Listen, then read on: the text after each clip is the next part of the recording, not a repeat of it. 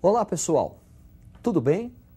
Na aula de hoje nós vamos tratar de dois assuntos, Primeira Guerra Mundial e Revolução Russa. Para começar, observe essas figuras. Cavour, unificação italiana, Bismarck, unificação alemã. O processo de unificação da Itália e da Alemanha está relacionado com a Primeira Guerra Mundial ao desenvolver o nacionalismo e acentuar a rivalidade econômica na Europa. Preste atenção no quadro. Unificações no século XIX. Na Itália, o líder foi Cavour e vai transformar a Itália numa monarquia parlamentar. 1870, nascimento do Estado italiano. Na Alemanha, Otto von Bismarck, unificação alemã e a proclamação do Segundo Reich, Segundo Império, 1871. As unificações italiana e alemã, além do desenvolvimento do nacionalismo, provocam também um desequilíbrio político europeu. O desenvolvimento industrial e econômico alemão e italiano contribuem para aumentar as rivalidades econômicas que já existiam na Europa. Observe as consequências desta unificação, observando o quadro. Unificações responsáveis pelo desenvolvimento da rivalidade anglo-alemã entre Inglaterra e Alemanha e o desenvolvimento do revanchismo francês. Rivalidade inglesa e alemã, porque após a unificação, o principal concorrente industrial e econômico da Inglaterra será a Alemanha. Revanchismo francês, porque a unificação alemã ocorreu após a Guerra Franco-Prussiana, uma guerra entre França e Alemanha, vencida pela Alemanha. A Alemanha impôs um Tratado de Frankfurt, e por esse tratado, uma região francesa, a Alsácia-Lorena, é entregue à Alemanha como indenização. Essa região era riquíssima em minérios de ferro. A partir daí, desenvolve-se na França um sentimento de revanche, o desenvolvimento de um nacionalismo para se vingar da Alemanha. É nesse contexto que também vai se desenvolver os chamados sistemas políticos de alianças. Observe na tela. Sistema de alianças. A Tríplice Aliança, formada pela Alemanha, Império Austro-Húngaro e a Itália. E a Tríplice Entente, formada pela Grã-Bretanha, França e Rússia.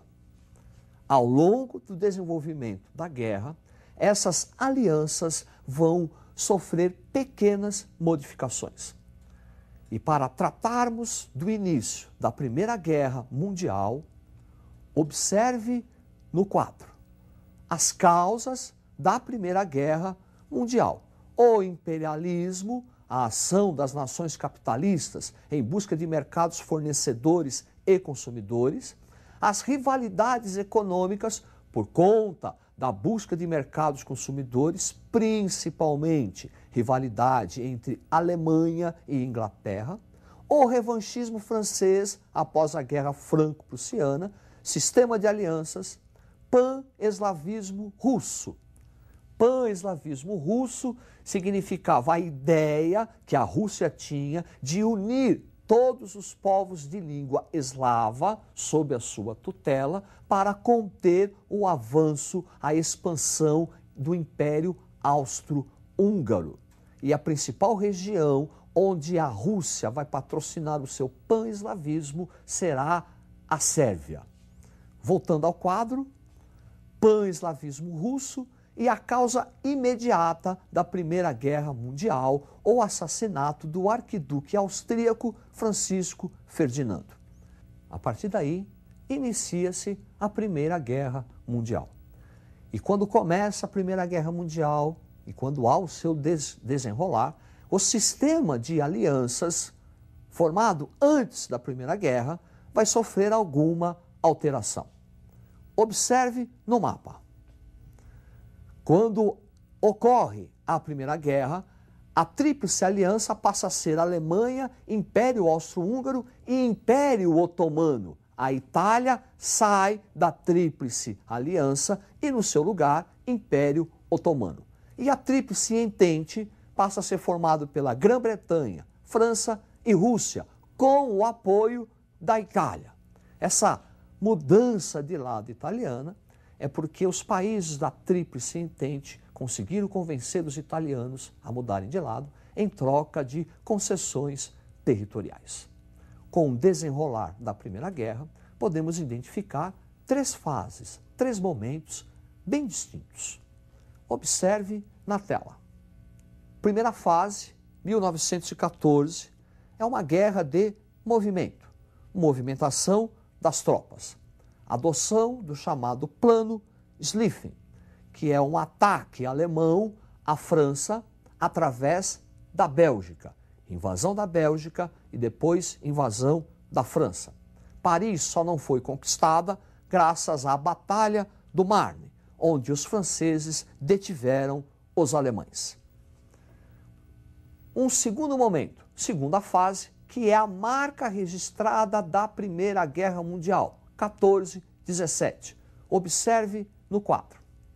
Segunda fase, 14-17, praticamente a guerra toda, guerra de trincheiras para marcar posições. É o momento de inovações bélicas, utilização da metralhadora, utilização de submarinos, utilização de aviões. Duas grandes batalhas neste momento, a Batalha de Somme e a Batalha de Verdun.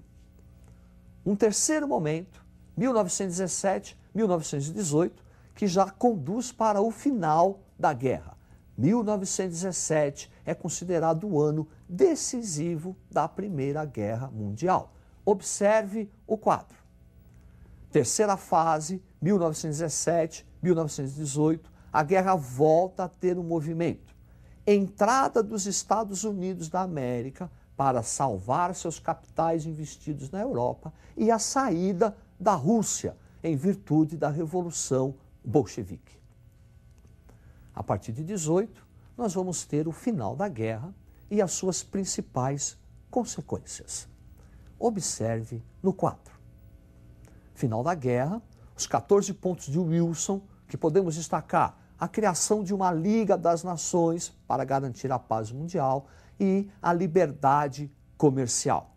O Tratado de Versalhes, imposto à Alemanha, e a criação de novos territórios. Esse Tratado de Versalhes vai provocar o desenvolvimento do nacionalismo alemão.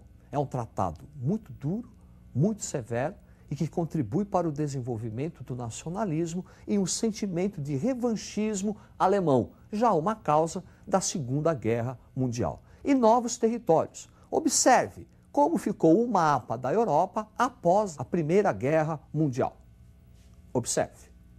Aí estão os principais países que surgiram: Estônia, Letônia, Lituânia, Polônia, Tchecoslováquia, Hungria e Iugoslávia. Perceba que é uma espécie de corredor separando a Europa Ocidental da União Soviética. União Soviética não é mais Rússia. Vamos tratar agora do processo de Revolução Russa e o desenvolvimento e o surgimento do primeiro Estado socialista da história. Preste atenção no quadro. Causas da Revolução Russa. Processo de industrialização da Rússia, século XIX, modernização. Desenvolvimento de oposição ao czarismo, czar é o imperador russo. Os sovietes, que significa um conselho de trabalhadores, que será o principal referencial de oposição ao czar. A Revolução de 1905 e a Primeira Guerra Mundial. A revolta de 1905 é em decorrência da derrota russa para o Japão. Com essa guerra, aumenta o processo inflacionário, aumenta desemprego, aumenta manifestação contra o czar. Manifestação duramente reprimida. O episódio conhecido como Domingo Sangrento. E a permanência da Rússia na Primeira Guerra só tende a aumentar essa crise econômica. Daí inicia-se o processo revolucionário, que podemos dividir em dois momentos. Observe o quadro.